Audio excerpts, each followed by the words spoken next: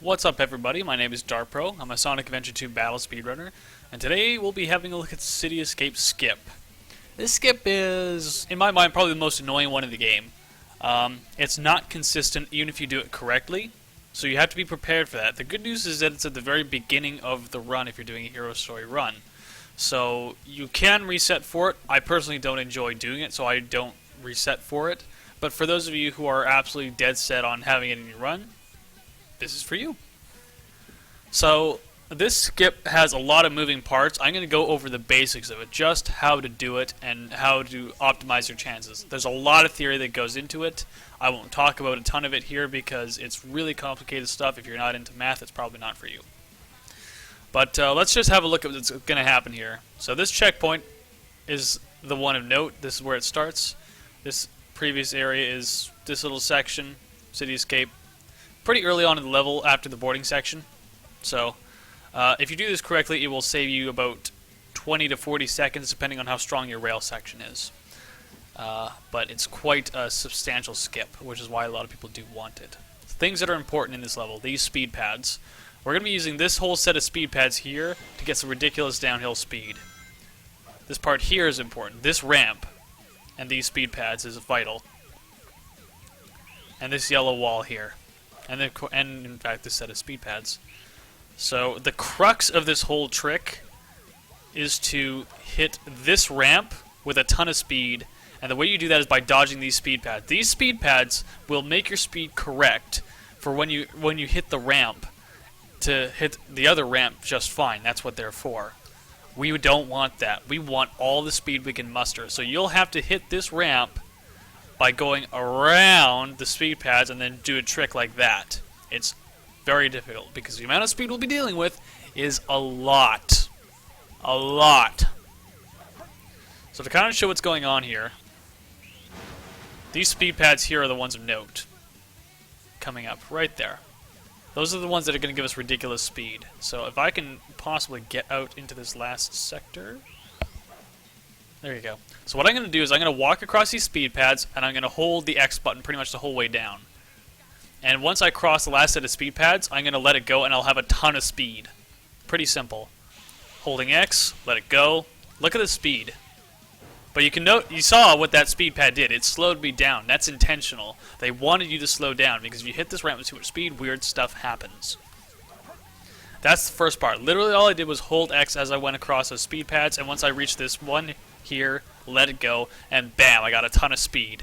Now you don't want to spin dash chain there, you just want to spin dash down the hill, and that will retain, and in fact gain, more speed than you already have, and you're going to want as much speed as you can get.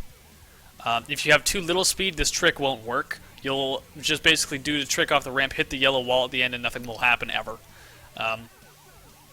So basically, with that ridiculous speed, you would need to hit that ramp down there. Now you can get this ridiculous speed by just going here and spin dashing backwards. There it is again. So if you fail, if you screw it up the first time, let's say you end up here, all you'll do is spin dash up the hill, spin dash into it, and there's your speed again. You can give it another try. You can do about 3 tries with this before it really starts losing you time, and really that's not what you want to be doing anyway.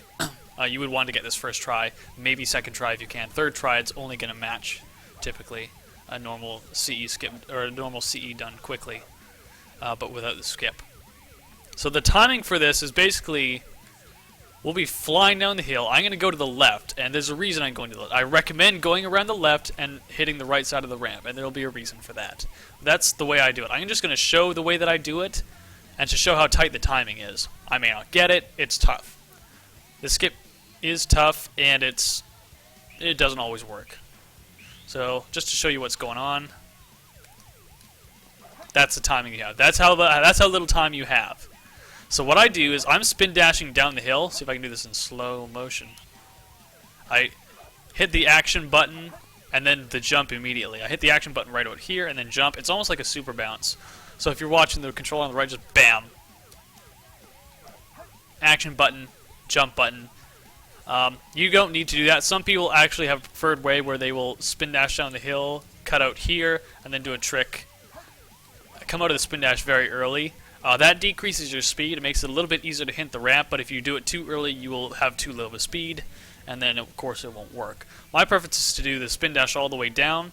Your results may differ. Just do whatever feels comfy for you. If you hit the ramp consistently, your technique is good. So the ramp, not all sections on the ramp are equal. The center of the ramp is not where you want to be, because it won't work. The right side of the ramp is the best, because it will place you just in a position to hit this speed pad correctly. The left side of the ramp will also work, but when you hit that yellow wall, if you do it from the left side, it will bonk you slightly to the right. You need that to happen. Now, sometimes it won't bonk you far enough. In fact, most of the time it won't. It's like flipping a heads or tails, and if you get it right, then you might get a chance at the skip. And if it's wrong, it's just not going to work. So, keep that in mind. The right side of the ramp works best. I would say consistency-wise, the right side of the ramp has a maximum consistency of about 30 to 50%. And the left side is about half of that. It's somewhere within that range. I haven't calculated it out perfectly yet, but it's definitely not a majority chance, unfortunately. But if you can consistently hit the right side of the ramp, you'll give yourself a pretty decent shot. Because if you don't do the trick right, it's never going to work. If you do it right, you got a chance. So you do have to do it right. That's very, very important. So, I guess what I'm going to do is give you a couple examples here. Try to do it myself. Like I said, it's not easy. I will probably screw it up a bunch of times. But you can tell certain things about CE skip by the way it fails sometimes. And if I get it first try, that'd be pretty cool. Make for a nice, easy recording. Anyway, I'm going to do this the way that I would do it if I failed it once and I really want to get it. So I'm just going to do spin dashes up the hill and see what we get here. This is from the left side. That didn't work. So if Sonic's floating above the ground, that means that you might have put yourself in the right position, but in any case, you got unlucky, and that 30 to 50% didn't happen for you. So that's what I call a bad Y value. That's because Sonic's Y value wasn't in the correct range, and there's really not much as a player you can do about that. It is whatever it is. If you were a task, you could place yourself on the ramp correctly to do it every single time. There's not a certain zone that this works for. It depends on your speed, where you launch yourself from, the angle you launch yourself from, and whether you're just lucky or not. There is a way to determine it. It is very complex and mathematical and not within the player's control. Don't bother trying. There's also a bad Z value, which could have happened from the left side. That will happen if Sonic's foot is sticking into the ground. That's a bad Z value, and that means that you were not on the right side. If you're on the right side of the ramp, you shouldn't get a bad Z value. If you do, and you're way off to the right, then it might happen. But that should only happen on the left or the middle side of the ramp. The left side, you might get lucky, and maybe it'll bonk for you, and you'll get it, but I wouldn't bet on it. Let's try this a couple more times and see what we get. Don't hit those speed pads, but you can see what a challenge it is. You don't have a lot of space to do it in.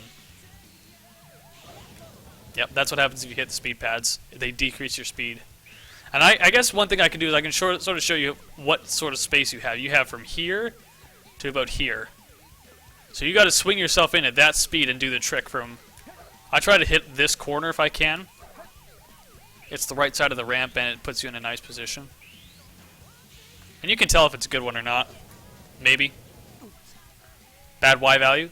In fact, that almost wrapped in around on itself and worked. But Sonic floating above the ground, bad Y value. Nothing I can do about that, just got unlucky. Nope. Most other videos I would try to get this first try and keep resetting the recording until I got it. This one I'm not very patient on because I know it's not going to be a very high chance. So I'm just going to work with it and try to show off how annoying the skip can be. And I don't recommend this for any beginners. I don't recommend this for anyone targeting anything other than sub-40s. It's annoying. That might work. Nope. That was a near perfect Z value. If Sonic lands perfectly on the ground, that was still, you got unlucky, but it was only by about 1 unit. And units are not very much in this game. You've only got like 3 units of leeway on whether it'll work or not in the Y value. And for reference, Sonic is about 12 units tall. So 1 unit is Not very much. In fact, it's about the height of his shoes, probably. And that's how perfect your positioning has to be. So, that should show why the skip is not going to be consistent for a player. It's quite nasty indeed, and why I don't recommend it for anyone, really. Might it be okay? Oh, I went over the right side of the ramp. This is Sonic sticking into the ground. That's a bad Z value. I was too far to the right. With your speed in this game, you have one frame after you press the jump button where Sonic will continue on the same direction, and then he'll do the jump animation. So I was going at a high speed enough to the right that Sonic did his jump animation from about right here, off the right side of the ramp. So I was too far to the right. That can happen. Got a little bit overzealous, but I got lucky. Bad Y value. You can see him standing above the ground, or teetering on nothing. Now what's actually happening behind here, I guess I can talk about this since I have time, is that Sonic's actually clipping through the wall, and he has to be in the right Y and the right I guess I should stop referring to as Y. And he has to have the right height and the right left-right positioning to hit the speed pad out of bounds. This might do it. Nope, got unlucky. So we're popping Sonic out of bounds, and before he rubber bands back in, we're hitting his speed pad, which sets his speed to be where we want to go.